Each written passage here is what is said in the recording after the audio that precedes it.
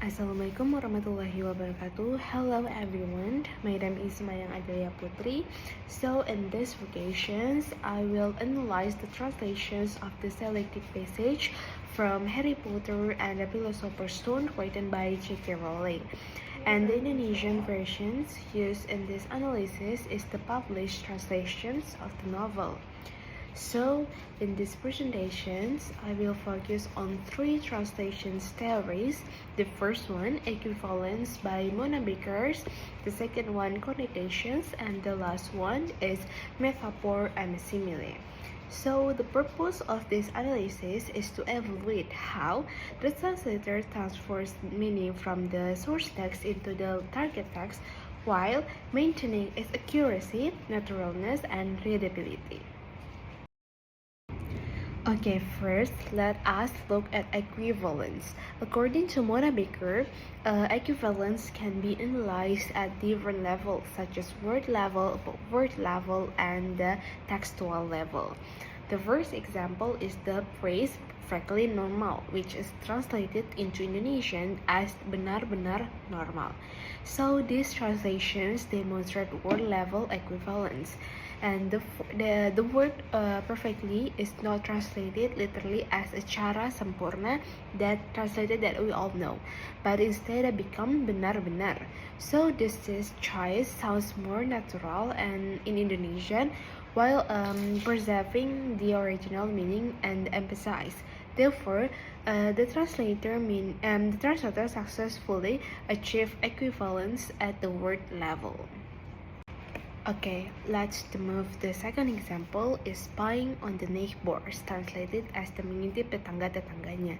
Here, the translator does not translate as the phrase literally as the memata-matai.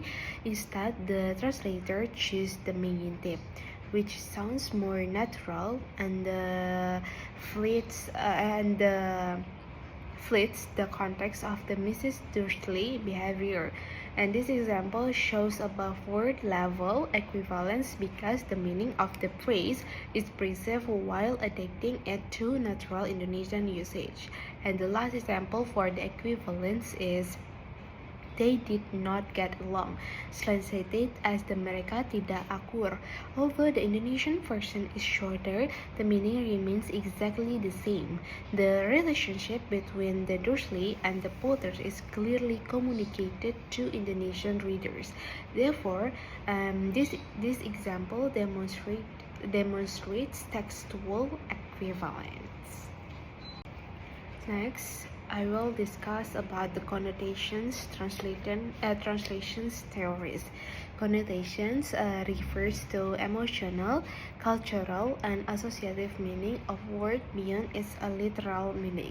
One important example is the phrase "the boy who lived," which is translated as "a bocah yang selamat."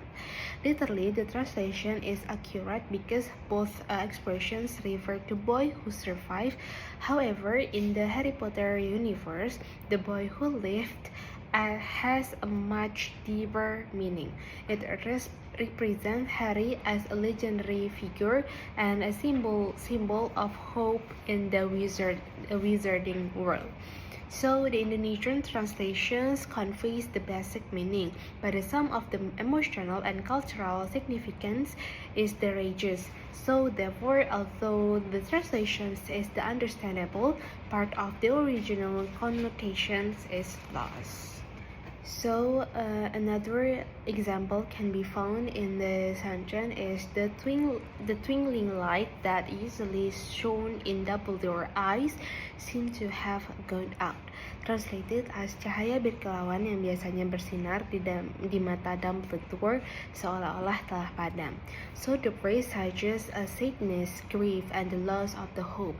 And the translator successfully preserved this emotional effect and allowing Indonesian readers to experience the same feeling as their readers. Now let's move to the last translation theories. This is the metaphor and simile. So the first example is a curiously shaped cut like a bolt of the lightning. So this is translated as the bekas luka yang bentuknya aneh seperti sambaran petir. So this is simile because it uses the word like to compare Harry's car to a lightning bolt, and the translator keeps the comparison by using the Indonesian word we all know like seperti as a result.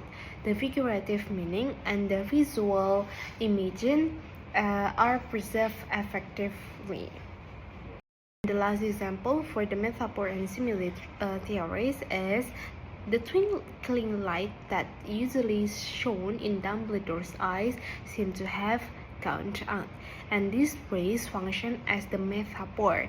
The light does not refer to real light, but it symbolizes Dumbledore's happiness, wisdom, and optimism. When the light is described as having gone out, it suggests emotional pain and sadness. And the translator successfully preserved this metaphorical meaning in the target text. So to conclude, the Indonesian translations of this passage is generally successful, and the translator effectively achieved equivalence at the word, phrase, and the textual level, and the most emotional meaning are perceived, although some connotative meaning is slightly reduced in the translations of The Boy Who Lived.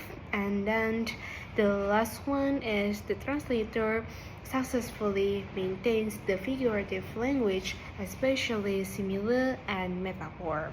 Therefore, I can conclude that the translations is accurate, natural, and readability, and acceptable for Indonesian readers. I think that's all for me. Thank you for your nice attentions, and thank you for listening my presentations. I hope these presentations can help you to know about the translation theories, especially in 3 theories. And at the end, I end wassalamualaikum warahmatullahi wabarakatuh, and goodbye everyone.